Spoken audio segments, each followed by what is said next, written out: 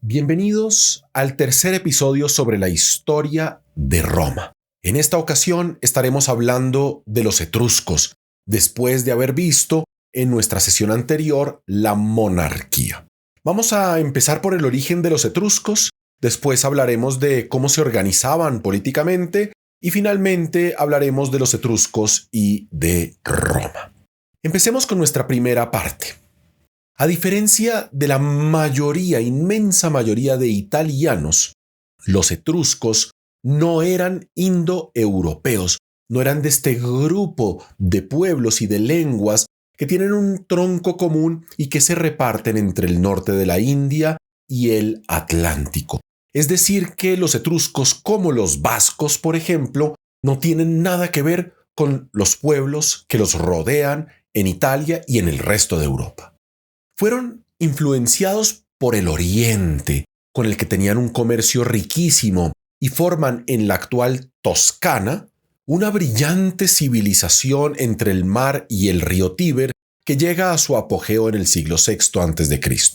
Fueron excelentes agricultores, expertos en el drenaje de suelos y en la irrigación, además de haber sido grandes marineros y comerciantes. Recorrieron el Mediterráneo occidental creando puestos comerciales y fundando ciudades por fuera de su territorio de origen, como por ejemplo una ciudad que será muy importante en la historia romana, Capua. Cuando apenas nacía Roma, rivalizaban en el tráfico occidental con grandes potencias como Cartago y las colonias griegas.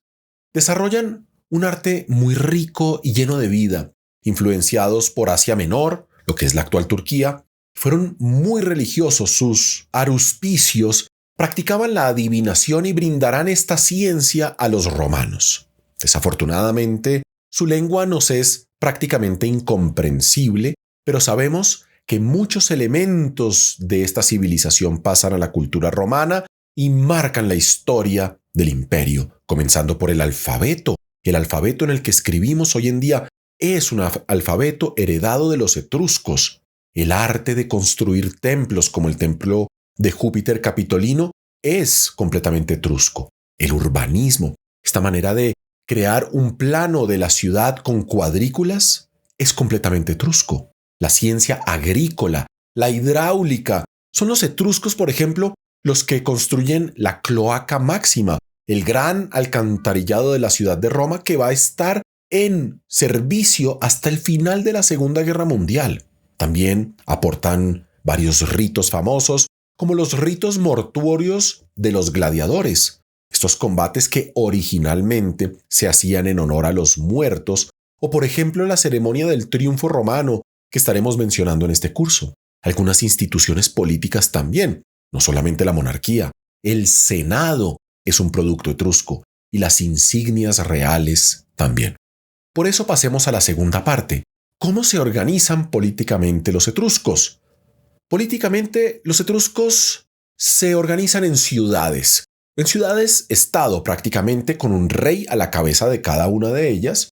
Hay 12 ciudades principales cuya importancia varía con el tiempo. Varias ciudades se disputan, por ejemplo, el dominio sobre Roma, como Tarquinia, Vulci o Clusium. Esta división de ciudades podría recordarnos a las ciudades-estado griegas, pero en Etruria había una conciencia nacional muy fuerte. Cada año se celebraban los Fanum Voltumae, que era una reunión en la que las 12 ciudades elegían a un rey común con una autoridad religiosa sobre todo el país y se le llamaba el Rex Etruriae, el rey de los etruscos. Esto nos permite pasar a la tercera parte, los etruscos y la ciudad de Roma. Los etruscos están en los orígenes mismos de Roma, en el ADN romano. Nunca desaparecieron realmente, simplemente se mezclaron con Roma y crearon algo nuevo. Participan en la fundación de la ciudad y le dan su primer desarrollo, sobre todo durante la época de la monarquía, de Tarquinio el Anciano, de Servio Tulio y de Tarquino el Soberbio, 3 reyes que mencionamos en el episodio anterior. Los romanos nunca le perdonarán a los etruscos el haberse comportado de manera tiránica durante la monarquía y se encargarán de conquistar su territorio considerándolos siempre como extranjeros, por lo menos en la primera parte de la historia republicana. La conquista de Etruria termina en el siglo III mientras los etruscos vivían duras guerras internacionales contra las colonias griegas que se sellan con su derrota en el mar tras la batalla de Cumas en el año 474, cuando los etruscos deben replegarse al interior de sus fronteras, en aquellas fronteras primitivas que implicaban retirarse de la ciudad de Roma y permitirle a Roma seguir un camino propio. En nuestro siguiente episodio estaremos hablando de ese sistema republicano que nace con la expulsión de los tarquinios, la República, para poder complementar esta introducción a la historia del Imperio Romano.